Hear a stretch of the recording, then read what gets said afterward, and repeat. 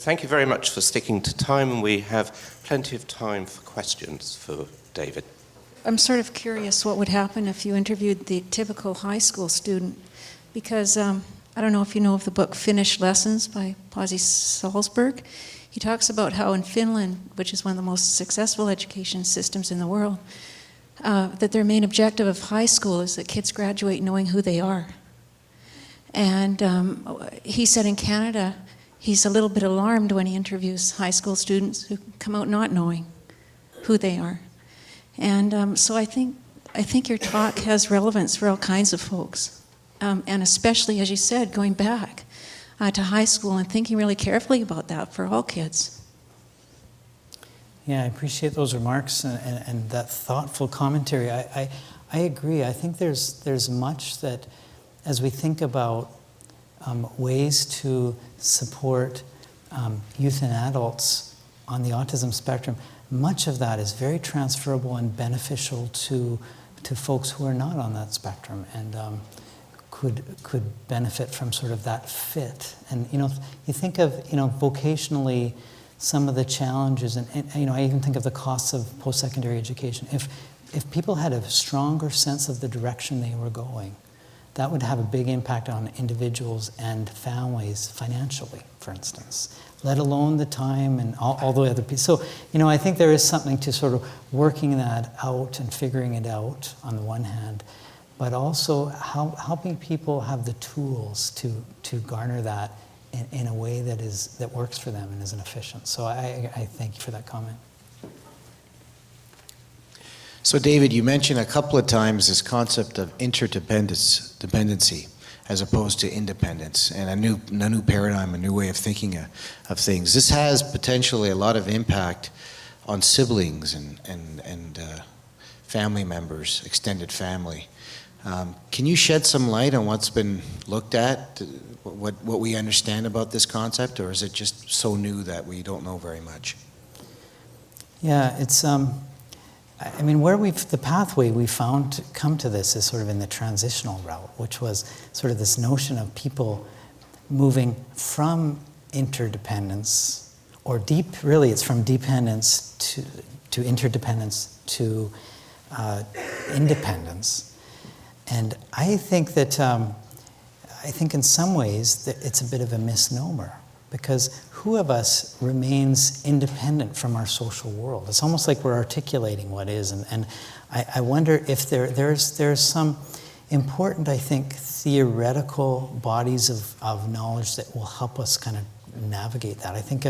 Thinking of one that just comes to mind is sort of a systems theory that says we exist we're a system within subsystems, and that sort of interrelatedness, the person in their environment. And I think that we have not really drawn to the extent that we could in autism, or maybe in developmental disability, to the extent that we can and really kind of understand these notions. And I think too, we need to talk together, because it's families who have talked about these issues that have said, this is what we do. Why aren't you thinking like we're living? And so it's in that interchange, I think, and the more that we have these sort of kind of careful knowledge building, sharing times that we work together, that we'll start to really build that out. And I think it's a direction for further research as we bring it to light more and give pathways to help people sort of walk on that journey in a way that is measured and valued in our nomenclature. Does that answer your question? Yes. I just have three comments. One, in my own sort of career, I think one of the factors of success, which was a huge thing, was what I'll term maybe a concept of gatekeeper, which I think was sort of like a friend, but it was a different nature. And I think in my own life, I think I had a lot of skills, but I couldn't really apply those to meeting the needs of the organizations I worked for. So a gatekeeper for me was a friend, but what function they served was really to make the needs of the organization apparent to me in a way I could understand it, and then I could use my skills to meet those needs. But I couldn't present the finished work back to my organization either, because I didn't quite understand all this stuff. So the gatekeeper could take what I'd done and then say, okay, here's what you've done, here's how it meets. And it's sort of like an intermediary, and I think that's a concept that might be helpful to, and that wasn't any sort of official, I just sort of, latched onto certain people that were friends and they somehow performed this function. So that's one thing. The other thing is, of course, autism is neurological, but there's a huge amount of mental health implications, and there's just zero out there for mental health. I mean, if you want to look in Vancouver or Victoria and try and find a mental health practitioner that has experience with adults, they're just not there.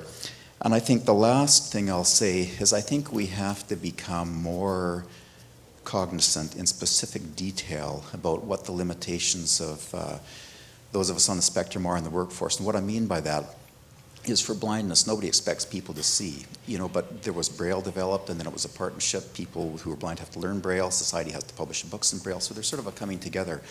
And that's a nice concept, but I mean, how is that applied for autism?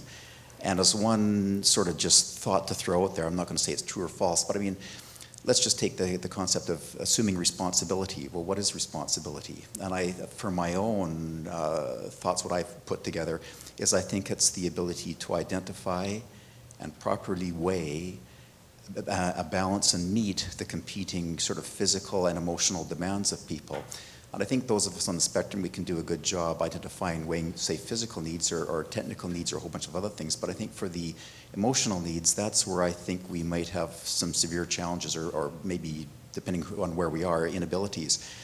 So what implications does that have for managerial and moving up and sort of what type of things we should do? Because you want to have a good job fit. We don't have a lot of blind pilots out there. And so I think that, we've got to make sure that we can have roles that we can succeed at, and I think it's nice to say that in generalities, but I don't think there's a lot of work being done in specifics. And I think, muscles we can grow, wings we can't, so I think we need to learn what's a muscle thing and what's a wing thing. Yeah, excellent points, and I think some of what you've identified are really areas that we need to refine in terms of thinking about what would kind of our support / educational pieces look like to support individuals as they move forward and navigate that complex terrain you're describing.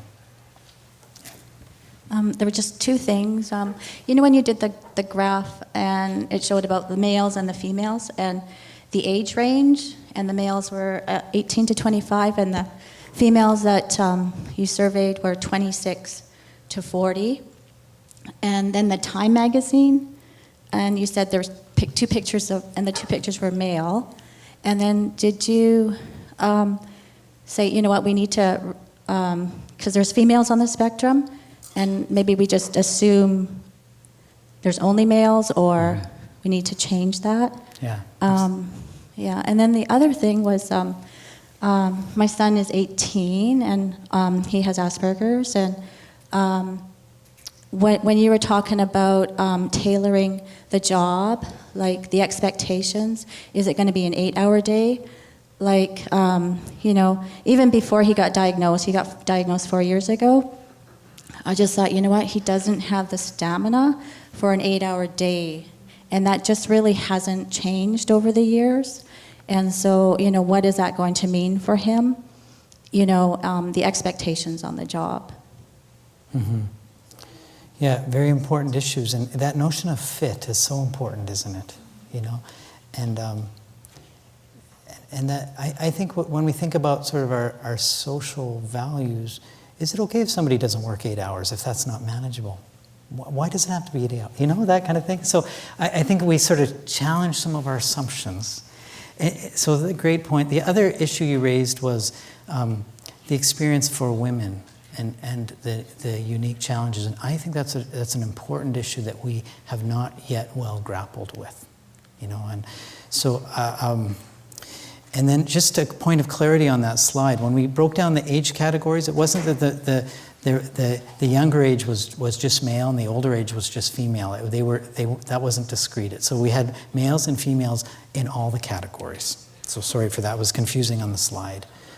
But I think we intentionally wanted to be sure that we had a representation of females, which are sometimes missed because of the male-female spread difference in autism. There's some preliminary issues that come up around gender-based expectations that we have, and the room for openness to sort of expectations across gender, and what are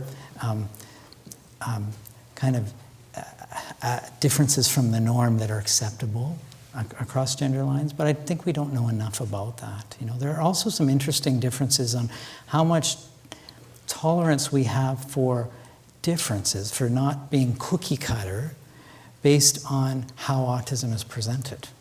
So if someone is,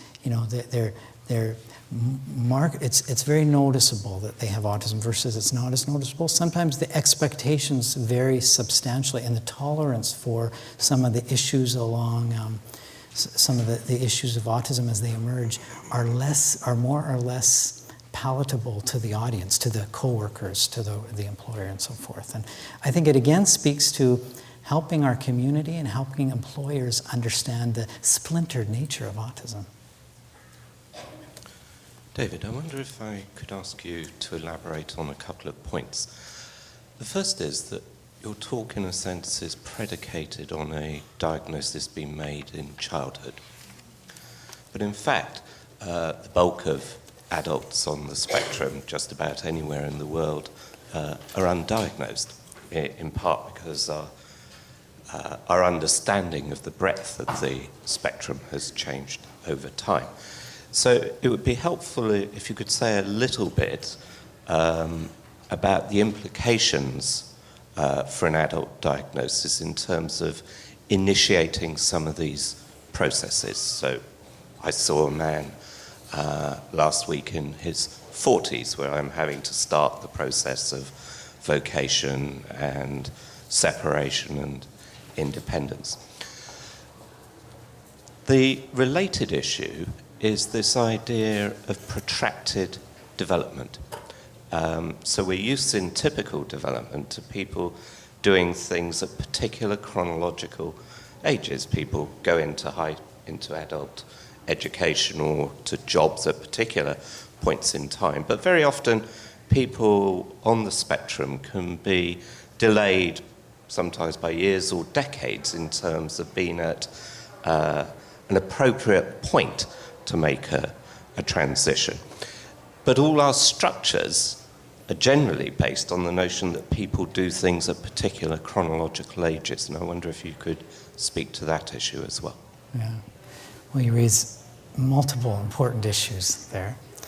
And I think your first issue about childhood and diagnosis in childhood versus non-diagnosis, I think is an important one and a very real issue in adulthood and autism. So people that are either self-reported, self-diagnosed, or receive a diagnosis later on. Other people that know they have autism but do not have a formal diagnosis, but they have some of the markers. And I think it's really interesting in the sometimes information is a conduit to self-understanding, right? And sometimes to a set of resources within an organization. So that might be diversity resources or other things. I think the challenge is that this field, the resources, are so underdeveloped yet in adulthood. So I wonder if at some point the diagnosis will be critical to obtaining resources, and often it is related to some sort of funding structure. So I think it's really important, but I also think that I find it interesting that people struggled with the notion of disclosure of autism, and it was some of those issues of how could that information be misused by others. So it's also sort of how one identifies who one is, how they start to say, oh, that's why this has been going on all these years, or that kind of thing. But so I think there's just multiple levels where that gets worked out. But I think the struggle is to people finding resources and even finding places to get a diagnosis. Right? It's multi-leveled, and I assume that's an issue here in BC as everywhere. Okay. Thank you, David, for an incredibly insightful presentation, and please join me in thanking David.